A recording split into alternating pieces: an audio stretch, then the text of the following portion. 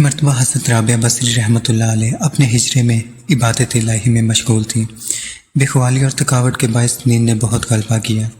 آپ کو نیند آ گئی اور سو گئی۔ رات کا وقت تھا کہ ایک چور ہجرے میں داخل ہوا۔ اس نے آپ کی چادر اٹھائی اور باہر کی طرف بھاگنا چاہا، لیکن اسے باہر جانے کا راستہ ہی نہ دکھائی دیا۔ آخر مجبور ہو کر اس نے چادر وہیں پر رکھی تو اسے سامنے دروازہ نظر آ گیا۔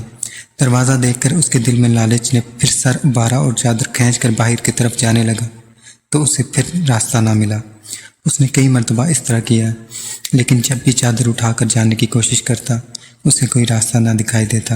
حیرانی کے عالم میں کھڑا تھا کہ ہجرے کے ایک گوشے سے آواز آئی کہ حیران ہونے کی کوئی بات نہیں، اس نے تو اپنے آپ کو ہمارے سپرد کیا ہوا ہے، اس کی چادر کی ہم خود حفاظت فرمائیں گے۔